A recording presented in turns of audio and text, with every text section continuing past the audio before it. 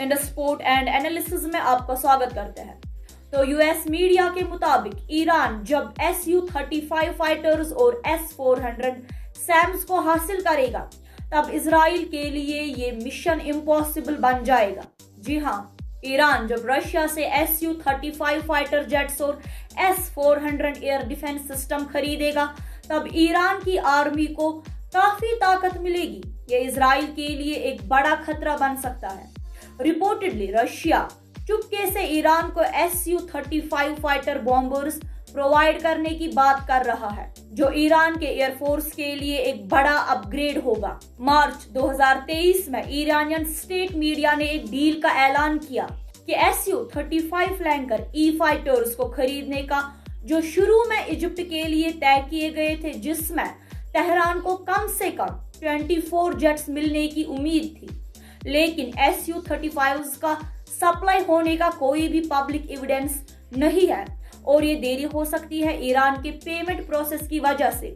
जैसे कि यूएस और मिडिल ईस्टर्न इंटेलिजेंस ऑफिशियल्स ने बताया है कि जो इस डील को अच्छे से जानते हैं, ये खरीद ईरान के एयरफोर्स को काफी अपग्रेड कर सकता है।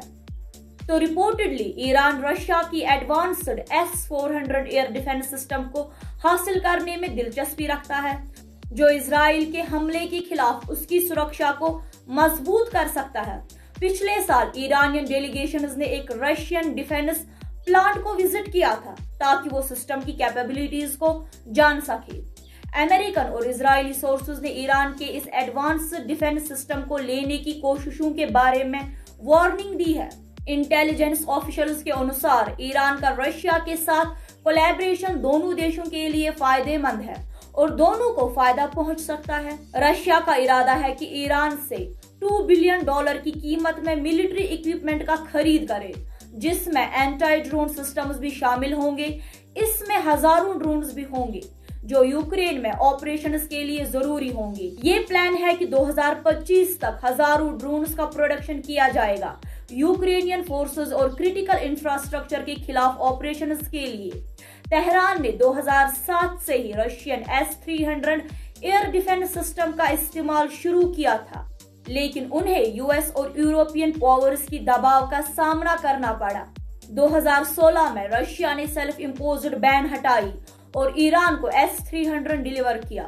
ऑपरेशनल तैयारियों के बाद ईरानियन S-300 सिस्टम्स 2019 तक पूरी तरह से ऑपरेशन में आ गए। चलिए आप देखते हैं Su-35 और S-400 का क्या असर हो सकता है रीजनल डायनामिक्स पर। Iran S-400 air defence missile systems खरीद रहा है अपनी सिक्योरिटी को बेहतर करने के लिए, ताकि अगर कोई भी यूएस या इजरायली हमला आए उनके न्यूक्लियर या मिलिट्री इंस्टॉलेशंस पर, तो उनका जवाब दे सके। कुछ S-400 रडार स्टेल्थ टेक्नोलॉजी को भी पहचान सकते हैं, जो 5th जनरेशन वॉर प्लेन्स के लिए भी खतरनाक हो सकता है। रशिया ने S-400 को सीरिया में अपनी मिलिट्री बेसेस सुरक्षित कराने के लिए डिप्लॉय किया है और अगर ये ईरान को भी मिल गया तो ये एडवांस्ड सिस्टम्स ईरान के एयर स्पेस को और भी मजबूत बना देगा। S-400 और Su-35 फाइटर जेट्स का मिडिल ईस्ट में मिला जुला इस्तेमाल मिलिट्री डायनेमिक्स को काफी बदल सकता है और ईरान को निशाना बनाने वाले सभी मिलिट्री कैंपेन्स के लिए चैलेंजिंग साबित हो सकता है। कुछ केसेस में अगर उनका परफॉर्मेंस कम भी हो, फिर भी उनका well trained air defence system में शामिल होना इजराइल और यूएस के ऑपरेशंस को रीजन में कॉम्प्लिकेट कर सकता है। रशियन और ईरानियन एयर डिफेंस सिस्टम जैसे कि बवर 373 और खोरदाद 15 का इंटीग्रेशन ईरान में मिलिट्री इंटरवेंशन के लिए स्टेक्स को सिग्निफिकेंटली बढ़ा सकता है।